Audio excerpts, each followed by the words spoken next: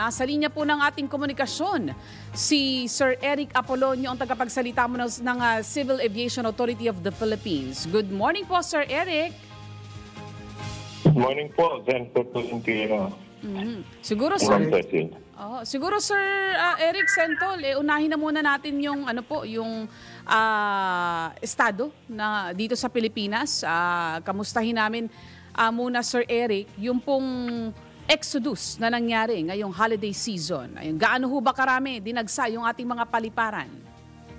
Well, mula po nung binuksan tong ating Oplan Ayos Pasko 2020 po nung December 20, hanggang January 3 po to, no? Yung 20 hanggang 25, tumaas na ho yung ridership ng 7 to 10% as compared to last year. Wow.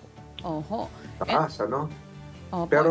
Pero maraming report, Mr. Apolonio, na yung mga delayed flights, minsan na hindi dumarating, minsan delayed ng 3 oras. Ako nakaranas niyan. So ito ba mga airlines natin nakakahabol, nakaka-catch up sila o yung pasahero ang nahihirapan dito? Maraming causes ng delay, no? Yung minsan doon sa aircraft itself o kaya doon sa slotting na tinatawag sa NAIA. Dahil unang-una po, yung lahat ng aeroplanong papuntang probinsya, karamihan dito nang gagaling at may mga slot po yan. Ano? Once na nagkaroon ng defect po ng slot, nagkakaroon snowball effect, nagkakaroon ng delayed. And hindi rin ho gusto ng airline niya dahil malaki ho binabayaran nila doon sa parking fee at saka yung take-off and landing doon sa kabila. So nape-penalize din sila? Opo, at they lose money because una-una yung fuel, jet fuel, at saka yung mga slot nila sa kabila na airport, baka hindi rin siya ma-accommodate kaagad dahil siyempre may slotting din ho ron eh. Ang problema lang doon, Mr. Apolonio, minsan, yung mga airport na nag-absorb ng delay, yung destination, limitado rin yung oras, yung mga walang navigational equipment pang gabi. So cancel na nangyayari minsan. Nangyari sa akin yan minsan kung hindi ako nagkakamali, sa Pagadian.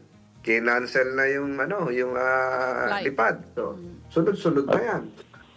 Tama po yan at yun po naman kasi for safety reason dahil may tinatawag tayo na sunrise to sunset operation between 5 to 5 p.m. Or 5 to 6 p.m. But sa ngayon po, Senator, marami na tayong ginagawang night-rated airport na makakatulong. Dahil unang-una po, pag na-install yan, sa tulong nyo rin po yan sa Senado, nabigyan tayo ng ayuda dyan. Tuloy-tuloy po yung paggawa ng mga night-rated airport para at least magkakag-operate yung mga airport na isa na yung sa nabanggit nyo na beyond doon sa oras na dapat na 6 o'clock, ano? Dahil malaking bagay din ho yan dito sa NAIA dahil matindi-congest dahil nagsisiksikan sila between 5 to 6 p.m. Bukod pa yung mga international flights na napakarami. Siguro, ang tanong ni Cecil na hindi lang nabubuksan, itong dalawang magkasunod na international flight.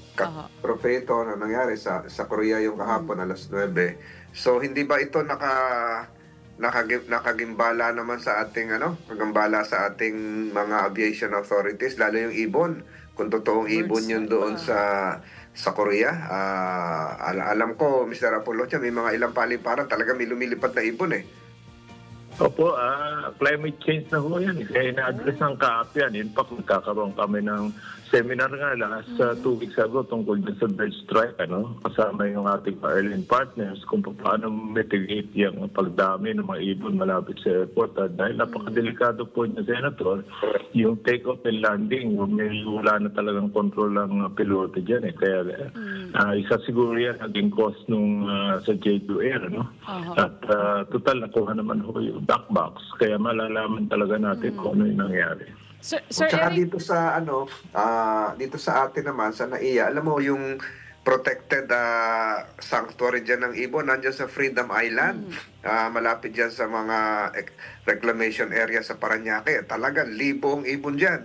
galing Siberia, galing kung saan-saan. Yung ibang galing Candabat, yan lumilipat. Ilang kilometro lang ang distansya sa ating NAIA. Siguro dapat mapag-aralan nyo yan. Hindi naman natin pwedeng itabo yan dahil sanctuary talaga yan. Yung sa tabi ng Coastal Road, taga Cavite ako, natataanan yan. So, paano yan?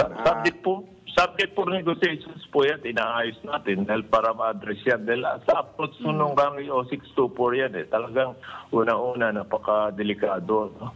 Lalo ngayon na talagang yung mga migratory bird nandiyan ngayon dahil malamig doon sa China, sa ibang lugar. Sir Eric, siguro... meron naman kayong ginagawang paraan para dyan. Tama po, ina-address na po natin yung issue na yan. Ayun. Sir Eric, siguro para lang sa kabatiran ng ating mga kababayan, ano ho ba itong bird strike? Yan. At paano yung nakaka-apekto sa paglipad ng mga eroplano? Yung bird strike ho kasi napakadelikado dahil unang-una pag nahagip yan ng engine, yun na nga po, kung pababa o papalit, walang control. Kaya normally, nangyayari na aksidente yung aeroplano. Isang classic example yan sa Hudson River sa New York. Ganyan po nangyayari pag take off, namaan yung isang engine, nagka-problema kaya forced landing siya doon sa Hudson River. Ayun. Siguro, Sentol, isa pa doon sa cause of concern, yung airworthiness mismo nung nag-crash na eroplano. Kasi hindi gumana yung landing gear. Sir Eric, kita doon sa video yung gulong. Hindi gumana pag crash land, Tapos nagtuloy-tuloy hanggang sa sumabog. Yun lang pong panuntunan sa pagtiyak ng airworthiness ng ating mga eroplano dito sa ating bansa.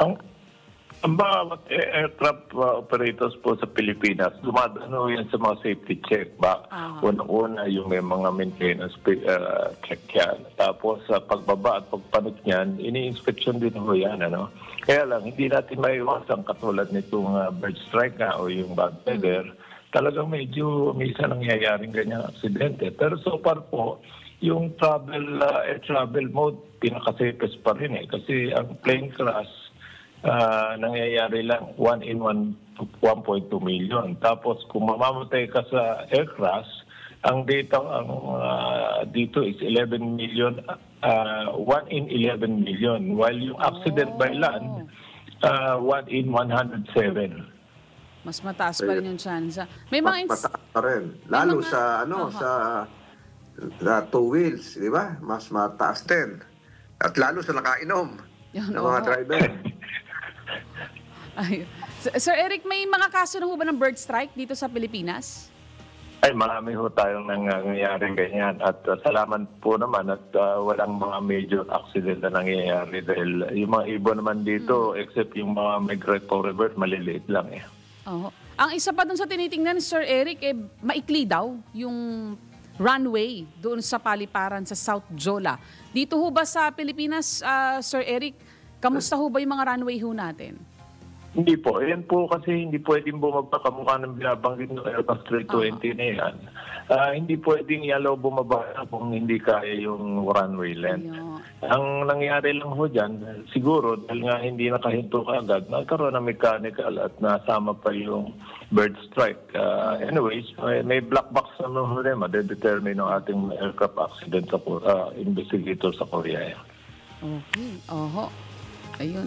May mga nakalaan lang palang sukat ng eroplano in a particular runway. Ganun ho ba, Sir Eric? Opo. Kung mapapansin niyo sa probinsya, yan sa Siargao, maliliit na airplano lang nakakababayan kasi yun lang pwedeng bumaba dyan sa nasabing runway. But sa ngayon po, nagkakaroon tayo ng malaking budget itong papasok ng taon, magkakaroon ng mga runway expansion doon sa mga major airports sa maraming pasahero.